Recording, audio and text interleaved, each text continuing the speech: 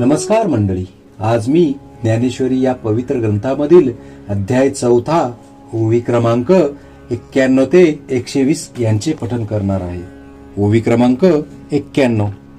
पाठी जे निषिद्ध म्हणिपे तेही बुजावे स्वरूपे, येतू लेनी काही न गुंफे आपैसेची. याचा अर्थ, आता ज्यांच्या ठिकाणी सर्व कर्मांचा निषेध सांगितलेला आहे असा जो परमात्मा तो आपले स्वरूपच आहे, अशा रीतीने यथार्थ दृढ निश्चय झाला असता पुरुष कर्मामध्ये सहजच गुंतणार नाही. ओवी क्रमांक 92. एरवी जग हे कर्माधीन, ऐशी याची व्याप्ती गहन, परी ते असो आईके चिन्ह प्राप्ताचे गा. याचा अर्थ, अशा प्रकारचा जर अभाव असला तर सर्व जग आपल्या ताब्यात ठेवील अशी कर्माची व्याप्ती फार मोठी आहे. परंतु प्रस्तुत हे असो. आता वर सांगितल्याप्रमाणे कर्मांचे यथार्थ ज्ञान झालेल्या पुरुषाचे लक्षण सांगतो, ऐक. ओवी क्रमांक 93. जो सकळ कर्मी वर्तता, देखे आपुली निष्कर्म्यता, कर्मसंगे निराशता फळाची या. याचा अर्थ, फळाची आशा न धरिता जो कर्माचे आचरण करीतो पण ते कर्म आपण करीतो असे मानित नाही. ओवी क्रमांक 94. आणि कर्तव्य ते लागे, जया दुसरे नाही जगी, ऐशिया निष्कर्मेता तरी चांगी बोधला असे. याचा अर्थ, आणि त्याला अशा प्रकारे कर्मातीतपणा इतका चांगला समजलेला असतो की त्याला आत्मस्वरूपाशिवाय जगात दुसरे काही उरत नाही व म्हणून कर्तव्य नाहीसे होते. ओवी क्रमांक 95. तरी क्रिया कलापू आघवा, आचरतू दिशे भरवा, तोची तो ये चिन्हिया जाणावा ज्ञानिया गा. याचा अर्थ, तथापि लोकदृष्ट्या तो सगळी कर्मे नीट रीतीने आचरित आहे असे दिसले तरी वरच्या लक्षणाने युक्त तोच ज्ञानी आहे. ओवी क्रमांक 96. जैसा का जळापाशी उभा ठाके, तो जरी आपण पै जळा माझी देखे, तरी तो निभ्रांत ओळखे म्हणे मी वेगळा आहे. याचा अर्थ, ज्याप्रमाणे एखादा मनुष्य नदीच्या काठी उभा राहिल्यावर आपले प्रतिबिंब पाण्यात पाहत असला तरी पाण्याहून मी वेगळा आहे असे तो निसंशय समजतो. ओवी क्रमांक 97. अथवा नावे हन जो रिगे, तो थडीचे रुख जाता देखे वेंगे, तेची साचो कारे जो पाहू लागे तव रुख म्हणे आचळ. याचा अर्थ, अथवा नावेत बसून जाणाऱ्या मनुष्यास नदीच्या काठावरील झाडे धावतात असे दिसते, परंतु तोच खरे पाहू लागला म्हणजे त्याला ती झाडे अचल आहेत असे समजते. ओवी क्रमांक 98. तैसे सर्व कर्मी असणे, ते पुढे मानुनी वायाने, मग आपण या जो जाणे नैष्कर्म्यू ऐसा.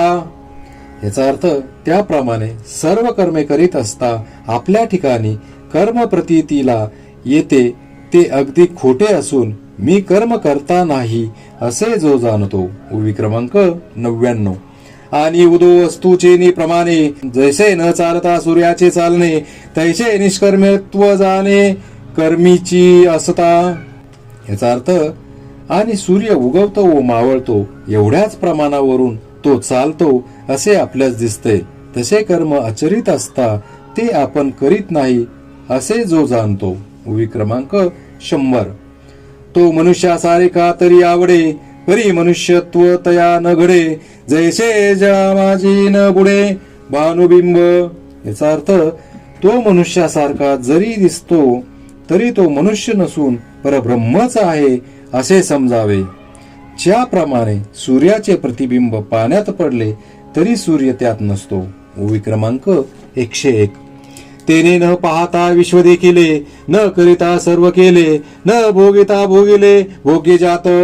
याचा अर्थ, असा जो पुरुष त्याने काही पाहिले नाही तरी सर्व विश्व पाहिले, काही केले नाही तरी सर्व केले, काही भोगिले नाही तरी यच्चयावत भोग भोगिले. ओवी क्रमांक 102.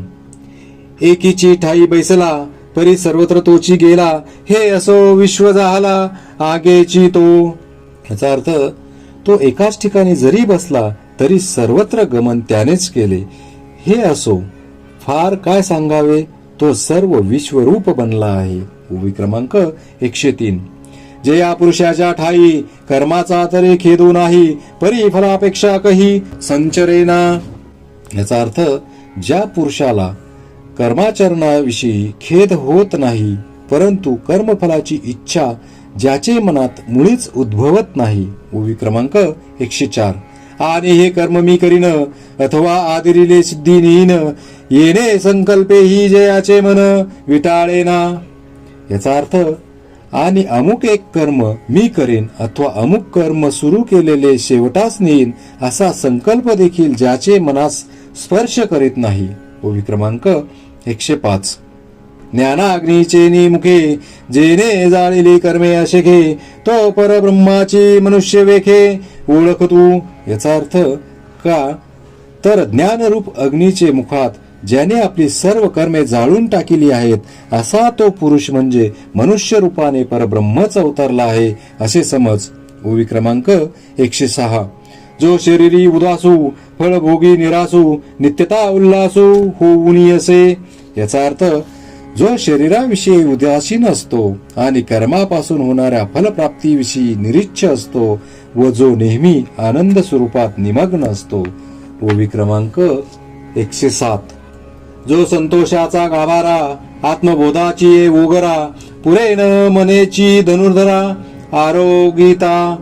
याचा अर्थ पार्था, जो संतोषाच्या गाभारामध्ये बसून आत्मबोधाचे पक्वान्न जीवित असता तो पुरे म्हणत नाही. ओवी क्रमांक 108.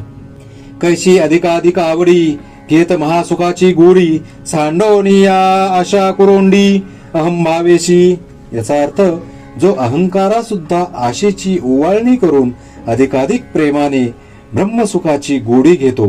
ओवी क्रमांक 109. म्हणून अवसरे जे जे पावे की तेनेची तो सुखावे, जया आपुले आणि परावे दोन्ही नाही. याचा अर्थ म्हणून ज्या ज्या वेळेस जे जे मिळेल त्यातच तो सुख मानितो आणि ज्याला आपले आणि दुसऱ्यांचे असा फरक नाही. ओवी क्रमांक 110. तो दिठी जे पाहे ते आपणची होऊनी जाये, ऐके ते आहे तोची झाला. याचा अर्थ तो आपल्या दृष्टीने जे पाहतो ते तो आपणच होतो आणि जे ऐकतो तेही तोच झाला आहे. ओवी क्रमांक 111. चरणी हन चाले मुखे जे जे बोले, ऐसे चेष्टा जात ते तुले आपणची जो. याचा अर्थ पायाने चालतो, तोंडाने बोलतो व त्याचप्रमाणे शरीराने जितके व्यवहार करीतो ते सर्व आपणच बनतो. ओवी क्रमांक 112. हे असो विश्व पाही जयाशी आपण पेवाचुनी नाही, आता कवनते कर्म काही बाधी तयाते. याचा अर्थ हे असो फार काय सांगावे, जगात पाहिले असता आत्मस्वरूपा वाचून ज्याला दुसरे काही दिसत नाही त्याला कोणत्या कर्मापासून कसली बाधा होणार. ओवी क्रमांक 113. हा मत्सरू जे तो उपजे ते तुले नुरेची जया दुजे, तो निर्मत्सरू काही म्हणजे बोलवरी. याचा अर्थ हा मत्सर ज्या द्वैताच्या ठिकाणी उत्पन्न होतो तितके सुद्धा द्वैत ज्याला दिसत नाही तो निर्मत्सर आहे. हे काय शब्दाने सांगितले पाहिजे. ओवी क्रमांक 114. म्हणून सर्वापरी मुक्तू तो सुकर्मूची कर्मरहितू, सगुण परी गुणातीतू येत भ्रांती नाही. याचा अर्थ तो सर्व प्रकारे मुक्त आहे, तो सर्व कर्मे करीत असताही कर्मरहित आहे, तो सगुण दिसतो पण गुणातीत असतो यात संशय नाही. ओवी क्रमांक 115. तो दे संगे तरी असे परी चैतन्यासारिखा दिसे, पाहता परब्रह्माचे नी कसे सुखाळू भला. याचा अर्थ तो देहधारी असतो पण चैतन्यासारखा दिसतो आणि ब्रह्माच्या कसाला लावून पाहिला तर त्याच्यासारखा शुद्ध दिसतो. ओवी क्रमांक 116. ऐसा ही परी कौतुके जरी कर्मे करी यज्ञाधिके, तरी ती लया जाती निशेखे तयाच्या चिठाई. याचा अर्थ असा जरी तो केवळ मुक्त आहे तरी एखाद्या वेळेस कौतुकाने यथाविधी यज्ञाधिक कर्माचे आचरण करीतो तरी ती संपूर्ण कर्मे त्याच्याच ठिकाणी लयाला जातात. ओवी क्रमांक 117. अकाळाची अभ्रे जैसी उर्मी विन आकाशी हारपती अपैसी उदयली साती. याचा अर्थ ज्याप्रमाणे आकाशात अकाली उत्पन्न झालेले पोकळ ढग वृष्टी केल्या वाचून आपोआप लयाला जातात. ओवी क्रमांक 118. तैशी विधी विधाने विहिते जरी आचरे तो समजते तरी ती ऐक्य भावे ऐक्याते पावतीची गा. याचा अर्थ त्याप्रमाणे तो जरी वेद विहित कर्मे यथाविधी आचरित असला तरी त्या कर्माच्या ठिकाणी त्याचा दुजाभाव नसल्यामुळे ती त्याचेच ठाई लय पावतात. ओवी क्रमांक 119. जे हे हवन मी होता का ये यज्ञी हा भोगता ऐशिया बुद्धीशी नाही भिन्नता म्हणून या. याचा अर्थ हे एक हवन त्याचा मी एक करता किंवा या यज्ञाचा भोगता अमुक अशा प्रकारे त्याच्या बुद्धीचा भिन्न भाव नाही म्हणून. ओवी क्रमांक 120. जे इष्ट यज्ञ यजावे ते हवीरमद्रादी आघवे तो देखतसे अविनाश भावे आत्मबुद्धी. याचा अर्थ जे जे इष्ट यज्ञ करीतो त्यातील होमद्रव्य व मंत्र ही सर्व आत्मस्वरूप म्हणजे ब्रह्मस्वरूपच आहेत असे तो आत्मज्ञ समजतो. श्री संत ज्ञानेश्वर महाराज की जय.